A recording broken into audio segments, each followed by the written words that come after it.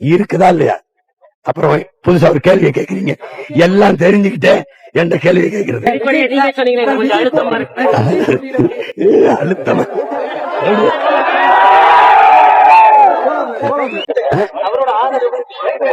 அவங்க இல்ல இல்ல இல்ல அவரு அவங்க ஒரு தனிச்சு ஒரு அணி அமைச்சு போட்டிடுறாங்க. அவங்க வலிமையை காட்டணும்ல, போட்டிடுறாங்க. அவரை நான் வெல்ல வாழ்த்துவாரு, நான் அவர் வெல்ல வாழ்த்துவேன். புரியுதா உங்களுக்கு? எப்படி சார் இருக்கு? போயிட்டு வந்துருக்கீங்க, உங்களுடைய கட்சியோட நிலைப்பாடு எப்படி சார் இருக்கு? வேட்பாளர் எப்படி இருக்கும்? நாட்டுக்கும் மக்களுக்கும் அக்கறையா நிக்கிற ஒரே மகன் நான் தான்.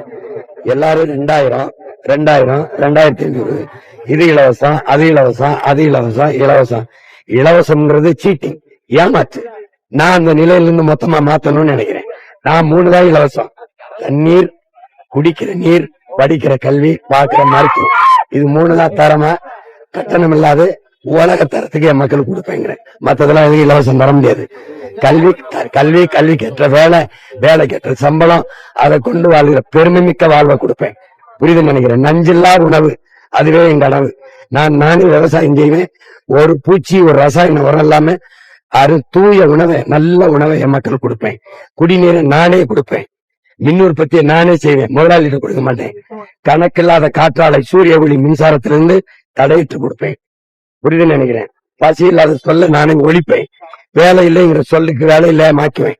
நிலமும் மலமும் சார்ந்த தொழிற்சாலைகள் ஆரம்பிச்சு, சேலம்ல மேட்டூர்ல வேலை, ஓமலூர்ல வேலை, புரியுதுன்னு ஆத்தூர்ல வேலை, அங்கங்க எப்படின்னு போட்டு காட்டுற. ராத்திரிக்கு வாங்க, இரவு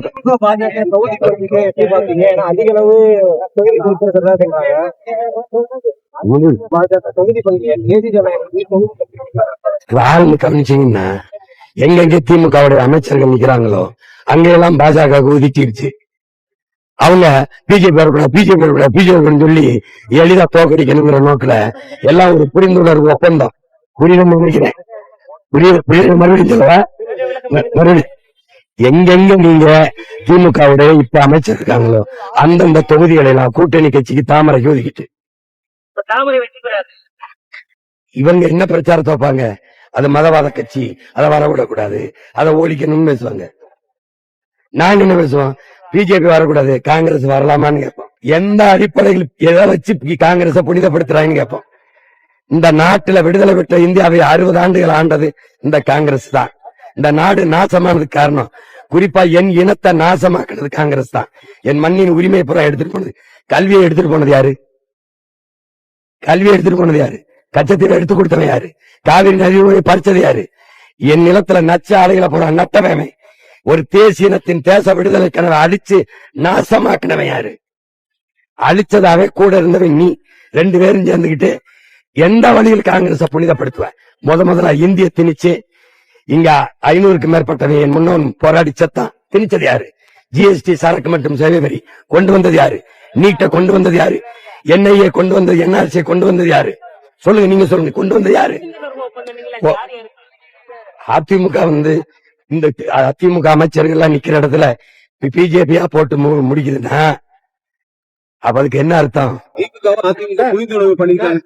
ஏங்க, இவங்க ஆட்சிக்கு வரும்போது திமுக அவர்களுடைய சாராயாலையில இருந்து சரக்கு எடுக்குதா இல்லையா? கேட்கறதுக்கு பதில் சொல்லுங்க, எடுக்குதா இல்லையா?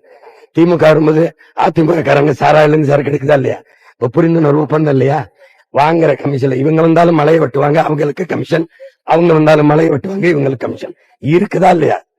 அப்புறம் புதுசா ஒரு கேள்வியை கேக்குறீங்க. எல்லாம் தெரிஞ்சுக்கிட்டே என்ற கேள்வியை கேட்கிறது அழுத்தமா?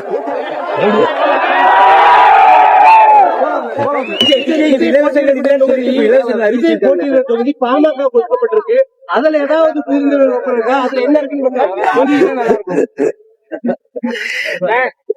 உங்களுக்கு புரியுது? அப்படின்னு கேட்கக்கூடாது.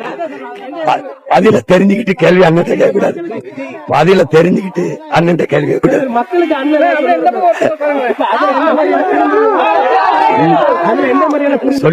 சொல்லிட்டேன்.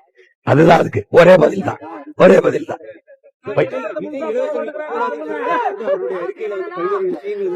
அது என் நம்பி வருவார்ல, இது மாதிரி நீட்டி கேட்க முடியாது. அவருக்கு பதிலா அவருக்கு பதிலா அண்ணன் பேசினா நல்லா இருக்காது. தம்பிக்கு தம்பி தான். கருத்து கேட்கிறோம். இலவசங்கள் இலவசம்ங்கிறது எப்படி பார்த்தாலும் அது திட்டம் இல்ல, அது ஏமாற்று, அது வீழ்ச்சி திட்டம், கவர்ச்சி திட்டம். ஒரே கேள்விதான், என் தம்பியா இருந்தாலும் ஐயா ஸ்டாலினா இருந்தாலும் ஐயா எடப்பாடியா இருந்தாலும் இலவசத்தில் இழக்கிற பணத்தை எங்கிருந்து எடுப்பீர்கள்? பதில் சொல்லுங்க, கொடுங்க, நான் வாங்கிக்கிறேன். நான் பேசுறது 10.5 லட்சம் கோடி கடன், 1 லட்சம் கோடி வட்டி. என் தம்பி சொல்ற அந்த இலவசத்தை நிறைவேற்றணுமா? மாசம் 1 லட்சம் கோடி தேவைப்படுது. மாசம் 1 லட்சம் கோடி தேவைப்படுது. பட்ஜெட்டே 3 லட்சம் கோடி தான். எப்படி? அதனால அதை நான் ஏற்கல, எதிர்க்கிறேன். அதனால விசிகாவுக்கு 10 தொகுதி வைக்கப்பட்டிருக்கு. ஆனா அதிகமா கூடவே இருந்த விசிகா உள்ளிட்ட கட்சிகளுக்கு குறைவான தொகுதி, அதுவும் அங்கீகரிக்கப்பட்ட இத நீங்க உங்க அண்ணன் கேட்க கூடாது, எங்க அண்ணன் போய் கேட்கணும். யாரு? எங்க அண்ணன் திருமாட்ட போய் கேட்கணும். இல்ல அது நீங்க எப்படி பாக்குறீங்க? அதாவது வேற ஒரு மாதிரி சொல்றாங்க, திருவேமலாவுக்கு ஏன் முக்கியத்துவம் அப்படிங்கிறது. அது ஒரு கட்சியின் தலைமை தான் முடிவெடுக்க முடியும்.